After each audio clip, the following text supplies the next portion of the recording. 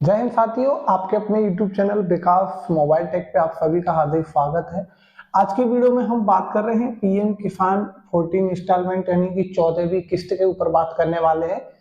अब देखिए सभी किसान भाई इस वीडियो को ध्यानपूर्वक देखें। जिन किसी का भी पैसा कहीं पर भी अटका हुआ है, किसी का कहीं पर भी कोई रुकावट है, तो इस वीडियो को देख लें। जरूरी नहीं है कि यहाँ पे मैं 14वीं किस्त की बात कर रहा हूँ। यहाँ पे आपकी पहली किस्त भी हो सकती है, दूसरी भी हो सकती है। एक्स वाई जेड आपकी अगर कोई भी किस्त कहीं पर भी रुक गई है तो इस वीडियो को आप ध्यान पूर्वक देखें। मैं गारंटी लेता हूँ 100% आपका समाधान हो जाएगा अगर आप इस वीडियो को कंप्लीटली समझ लेते हो तो। ठीक है, देखिए सबसे पहले यहाँ पे हमने स्टेप रखे हैं स्टेप 1 और इधर रखा है स्टेप 2।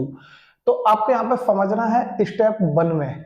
देखिए स्टेप 1 में हमने बताया है कि ये हमारी गवर्नमेंट के द्वारा जब भी पैसा डाला जाता है, ठीक है, आप ये न मानिए कि 14वीं किस्त है, कोई भी किस्त है आपकी अटकी हुई है, तो आप सिंपल यहाँ पे समझिए कि गवर्नमेंट के द्वारा पैसा जो भेजा जाता है वो हमारे डायरेक्ट बैंक अकाउंट में आता है।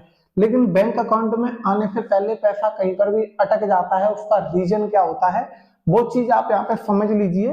देखिए यहाँ पे सबसे पहले तो आपको चेक करना है कि जो आपकी डिटेल्स है वो सही होनी चाहिए। ठीक है, आप बेनिफिशियरी स्टेटस अपना ओपन करेंगे, उसमें आपको चेक करना है कि आपकी जो डिटेल्स है उसमें कोई मिसमैच तो नहीं है। सारी की सारी डिटेल्स आपकी सही होनी चाहिए। अगर आपकी सारी डिटेल्स सही है तो यहाँ से हमारा पैसा निकल आएगा स्टेप 1 से। ठीक है, देखिए मैं यहाँ पे नंबर भी डाल देता हूँ 1 2 3 4 5। ठीक है, अब देखिए हमारा पैसा अगर जो यहाँ पे डिटेल सही है तो स्टेप 1 है हमारा वो खत्म हो जाता है, कोई दिक्कत नहीं है। अब देखिए सेकंड स्टेप आता है, वो आता है हमारा ई केवाईसी का। तो अगर आपने अपनी ई केवाईसी नहीं की है तो ई केवाईसी आपके अगर आधार कार्ड में मोबाइल नंबर लिंक है तो आप ओटीपी बेस्ड ई केवाईसी घर बैठे कर सकते हो, वरना किसी भी नजदीकी सीएससी सेंटर पर जाकर के आप ई केवाईसी को कंप्लीट करा सकते हो। अगर आपकी ई केवाईसी कंप्लीट होगी तभी आपका पैसा आएगा, वरना आपका यहाँ पर रुक जाएगा। ठीक, तो ई केवाईसी आपको करा देनी है, आपका स्टेप 2 है वो भी यहाँ से खत्म हो जाएगा। ठीक है, चलिए अब बात कर लेते हैं हम सेकंड। तो ये लैंड सीडिंग की, यानी कि जो आपकी जो जमीन की जो सीडिंग होती है लैंड सीडिंग, तो ये अगर जो आपकी एफ है, ठीक है, ये लैंड सीडिंग आपकी एफ होनी चाहिए। अगर ये यहाँ पे आपकी नो है, लैंड सीडिंग अगर किसी की नो है तो फिर पैसा नहीं आएगा। तो अगर आपकी नो है तो इसे एफ कराने के लिए आपको अपने लेखपाल से संपर्क करना है, वो आपकी एफ कर देंगे अगर आप पात्र हैं। ठीक है, अब देखिए अगर लैंड सीडिंग आपकी एफ हो जाएगी तो फिर आप यहाँ पे पात्र श्रेणी में आ जाओगे। तो पात्र श्रेणी में यानी कि आप उसके पात्र होने चाहिए, जो एलिजिबिलिटी होती है वो आपकी एफ होनी चाहिए। ठीक है, तो आपका स्टेप 4 भी यहाँ से समाप्त हो जाता है। अब देखिए जो लास्ट ऑप्शन होता है वो होता है हमारा डीबीटी। तो मैंने देखा है कि लगभग 90% किसानों के पैसे डीबीटी को लेकर के अभी भी अटके हुए हैं, उनके अकाउंट में नहीं आए हैं। तो आपको यहाँ पे डीबीटी को समझना होगा कि आखिर ये डीबीटी क्या होता है। अगर आपके बैंक अकाउंट में यहाँ पे डीबीटी नहीं है तो आपका पैसा आपके बैंक तक नहीं पहुंचेगा, यहाँ का यहीं पे अटक जाएगा। तो अब देखिए बहुत से किसानों का पैसा यहीं पे डीबीटी के ऊपर अटका हुआ है। चलिए हम डीबीटी को समझ लेते हैं। बहुत से जो किसान भाई हैं वो ये समझते हैं कि डीबीटी को यानी कि आधार कार्ड बैंक में लिंक होता है तो फिर डीबीटी समझते हैं, लेकिन डीबीटी एक अलग सर्विस होती है, वो मैं आप लोगों को यहाँ पे बारीकी से समझा देता हूँ। अब देखिए मैं इधर कर लेता हूँ कैमरे को। ठीक है, अब आप ध्यान दीजिए स्टेप 2 पे। स्टेप 2 में हमने रखा है कि जो गवर्नमेंट होती है वो पैसा कहाँ पर भेजती है। तो गवर्नमेंट हमारा जो पैसा भेजती है वो भेजती है पीएफएमएस के थ्रू। ठीक है, यानी कि यहाँ पे जो गवर्नमेंट पैसा भेजेगी वो पीएफएमएस के पास भेजेगी। फिर पीएफएमएस के थ्रू पैसा एक तो अकाउंट बेस से हमारे अकाउंट में जाता है, एक डीबीटी मोड से जाता है। पहले पैसा अकाउंट बेस से आता था। तो इसमें होता क्या है कि जो अकाउंट बेस से पैसा आता है वो हमारा क्या होता है, वो हमारा अकाउंट नंबर व आईएफएससी कोड के थ्रू बैंक में आता है पैसा। ठीक है, और जो डीबीटी मोड के थ्रू जो पैसा आता है ये डायरेक्ट हमारा जो पैसा है ये हमारा आधार मोड के थ्रू, ठीक है, ये आधार मोड के थ्रू आता है हमारे बैंक अकाउंट में।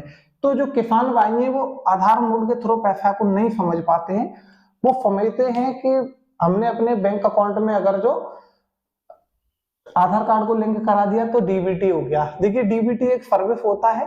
अब मैं आपको डीबीटी को बारीकी से समझा देता हूँ ये डीबीटी क्या होता है, ठीक है। तो चलिए पहले मैं इसे मिटा लेता हूँ। ओके, तो चलिए हमने यहाँ पे सब कुछ एकदम से मिटा दिया है। और जो डीबीटी का फुल फॉर्म होता है direct benefit transfer, full form भी हमने यहाँ पे लिख दिया है जिससे कि आपको पता चल जाए। अब देखिए लोगों के दिमाग में एक कंफ्यूजन होता है कि आखिर ये डीबीटी काम कैसे करता है। हमारे बैंक अकाउंट में तो आधार कार्ड लिंक है, फिर हमें केवाईसी किस चीज की करानी है, डीबीटी क्या होता है वो समझ लीजिए। क्योंकि बहुत से लोगों की कंफ्यूजन ये होती है कि अगर जो पैसा आधार मोड से आएगा तो हमारे पास 4 बैंक अकाउंट है, 5 बैंक अकाउंट है, किसी के पास 6 भी है या फिर 2 ही सही, तो दोनों में आधार कार्ड लिंक है, आकर पैसा किस बैंक अकाउंट में जाएगा। तो ये मैं बारीकी से आपको समझा देता हूँ। देखिए इसके लिए मैं यहाँ पे लिख देता हूँ। चलिए सबसे पहले तो मैं यहाँ पे मैंने लिख दिया आधार, ठीक है। ये हमारा आधार कार्ड हो गया, ठीक। अब देखिए ये जो हमारा आधार कार्ड है, ठीक। अब देखिए 1 2 3 4 5 6, ठीक है। 1 2 3 4 5 6 हमारे पास 6 बैंक अकाउंट है, ठीक है। आपको समझना है हमारे पास 6 बैंक अकाउंट हैं और 6 बैंक अकाउंट में हमारा आधार कार्ड लिंक है। यानी कि आपका ये बैंक कोई भी हो सकता है, चाहे आपका एसबीआई हो गया, बैंक ऑफ इंडिया हो गया, बैंक ऑफ बड़ौदा हो गया, और सपोज करिए कोई भी पीएनबी हो गया, और जैसे कोई भी बैंक मान लीजिए। मैं किस किस बैंक का नाम लूं, इंडसइंड बैंक मान लीजिए, पेटीएम बैंक मान लीजिए, एयरटेल मान लीजिए, फिनो मान लीजिए, XYZ आपके कितने भी खाते हैं बैंकों में, ठीक है। ये डिपेंड नहीं करता है, आपका एक आधार कार्ड है, ठीक है। ये आधार कार्ड आपका कितना है, 1, ठीक। और खाते आपके कितने हैं, 6। अब देखिए यहाँ पे गवर्नमेंट का जो पैसा आएगा डीबीटी के थ्रू, ठीक है। ये पैसा डीबीटी के थ्रू आया, ठीक। अब ये पैसा भैया डीबीटी के थ्रू आया। अब ये कैसे पता चलेगा यहाँ पे पीएफएमएस को ये डीबीटी के थ्रू पैसा आया, कैसे पता चलेगा कि आपके कौन से अकाउंट में डालना है पैसा, नहीं पता चलेगा ना, ठीक। तो ये पैसा डायरेक्ट जैसे हमारा यूआईडीएआई सर्वर से यहाँ पे फिर डिटेल्स मिलेगी। यूआईडीएआई सर्वर से जो आधार कार्ड की वेबसाइट है, इसमें यहाँ पर डिटेल्स मिलेगी कि भैया इन्होंने जो डीबीटी है यानी कि एनपीसीआई जो मैपिंग है वो किस अकाउंट में करा दी है। जैसे कि सपोज करिए हमने दूसरे अकाउंट में अपनी डीबीटी लिंक करा दी है, ठीक है।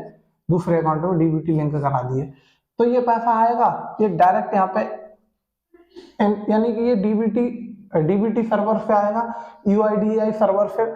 जैसे इसे सिग्नल मिलेगा कि भाई ये पैसा किसी भी अकाउंट में नहीं जाना चाहिए, ठीक है, किसी भी अकाउंट में नहीं जाना चाहिए, डायरेक्ट पैसा जाना चाहिए तो सीधा 2 नंबर के अकाउंट में, जो कि हमारा बैंक ऑफ इंडिया का अकाउंट है। जैसे कि मैंने पहले बताया था कोई भी अकाउंट हो सकता है आपका।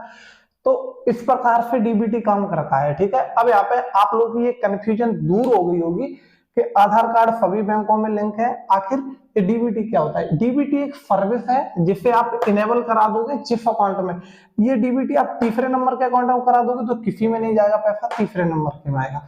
अब देखिए डीबीटी स्टेटस आपको चेक कैसे करना है, डिस्क्रिप्शन में लिंक मिल जाएगा वीडियो का, ठीक है। उस वीडियो को देख करके आप डीबीटी जो लिंकिंग स्टेटस है वो भी चेक कर सकते हो कि आपकी जो डीबीटी है वो किस बैंक अकाउंट में लिंक है, जिससे आपको सिंपल पता चल जाएगा कि आपका जो पीएम किसान सम्मान निधि का पैसा है वो किस अकाउंट में आएगा, या फिर पहले भी आ चुका है, बहुत से लोगों को नहीं पता है तो वो भी जाकर के चेक कर सकते हैं। उम्मीद करता हूँ वीडियो आप लोगों को पसंद आई होगी। हमारे द्वारा दी गई जानकारी अगर अच्छी लगी तो लाइक करके चैनल को सब्सक्राइब जरूर कर लेना। मिलेंगे किसी नेक्स्ट वीडियो में नॉलेजेबल जानकारी के साथ, तब तक के लिए जय हिंद, वंदे मातरम।